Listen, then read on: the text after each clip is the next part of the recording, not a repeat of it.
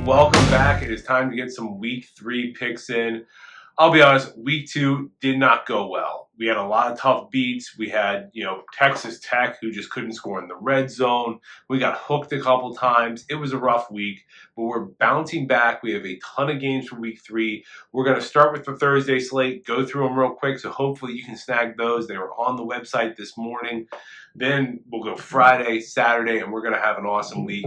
But first, we do have to recap the sadness that was last week. We start off on Thursday. BYU SMU over 55.5, Duke Northwestern under 37.5, and Western Illinois Indiana under 52.5, all losses. Sorry, that was Friday. And then we moved to Saturday, and we have Texas Michigan under 42.5, that lost by a hook. Georgia Tech minus 2.5, lost. Kansas State minus 5.5, first half, loss. Oklahoma State team total over 34.5, that won. Army plus 3, Army money line, both winners. South Carolina, Kentucky under 43.5, a win. Iowa minus 3, loss. Colorado, Nebraska over 55.5, lost.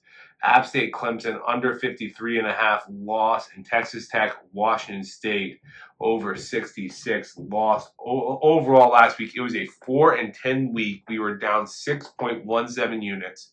On the year, though, we're 20-21. We're down 1.88 units. And guess what we're getting back this week? All that plus some. So it's time to start. We're going to start on Thursday night.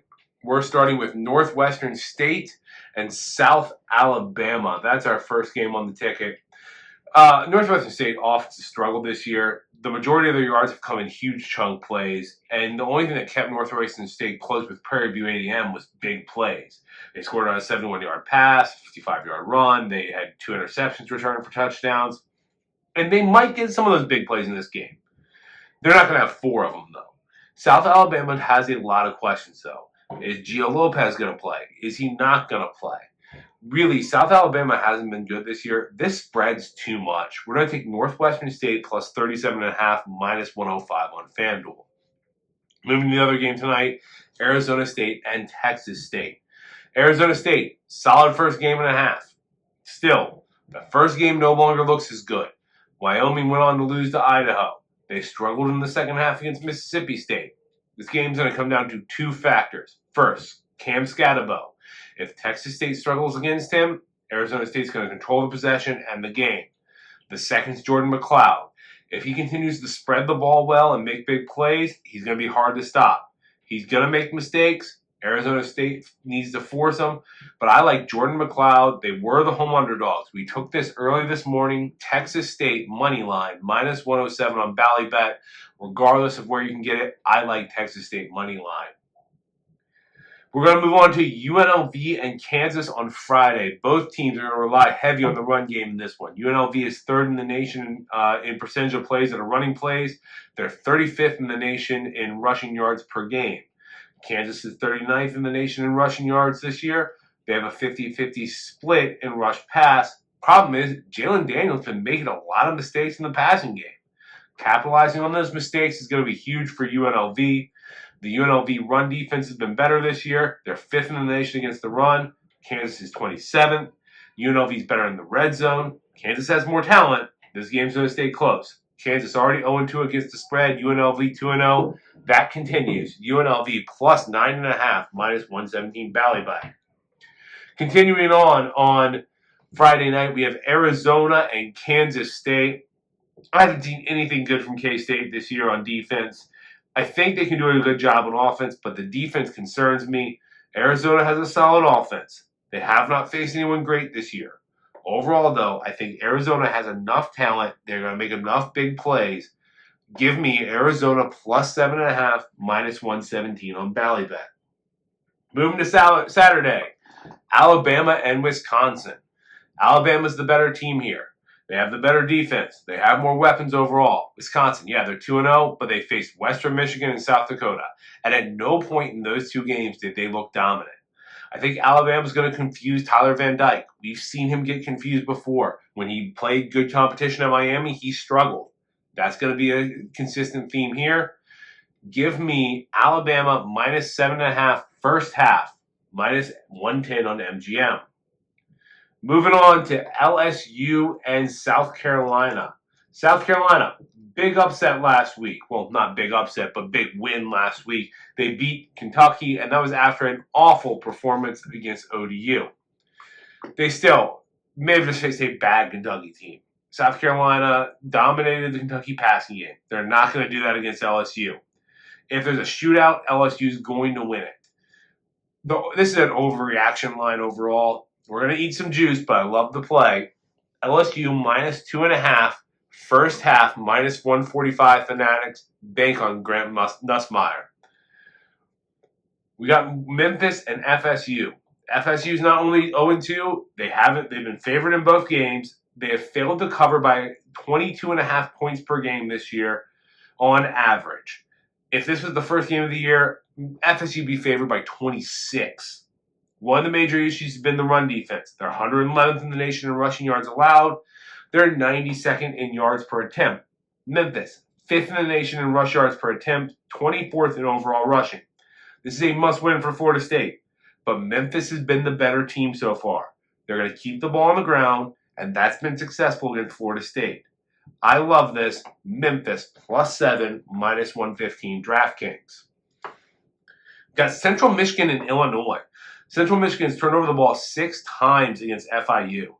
Illinois is averaging 4 takeaways a game. They're first in the nation in that. They're second in the nation in turnover margin overall. Illinois, defense, top 50 in the nation in opponent points per game, 59th in yards per game. Central Michigan, struggled on offense. It's going to struggle again in this one. Take Illinois, -18, -110 on Fanatics. Louisiana Tech and NC State. NC State's not looked good this year. They've struggled for 3 quarters against Western Carolina. They managed just 143 yards against Tennessee. NC State's going to keep the ball on the ground a lot in this one to keep things in. They're going to mix some plays in for Kevin Concepcion. Louisiana Tech, going to struggle as well. Even if NC State covers, Louisiana Tech's just not going to score. This is going to be low scoring. Take the under 50, -110 on Caesars. Miami and Ohio, Cincinnati. I like Cincinnati in this one. The defense has struggled some, but we're going to eat some juice. Just take Cincinnati money line, -159, Bally bet. North Texas, Texas Tech. Texas Tech almost lost to Abilene Christian. They lost to Washington State. They did pass the ball last week, but the defense was bad.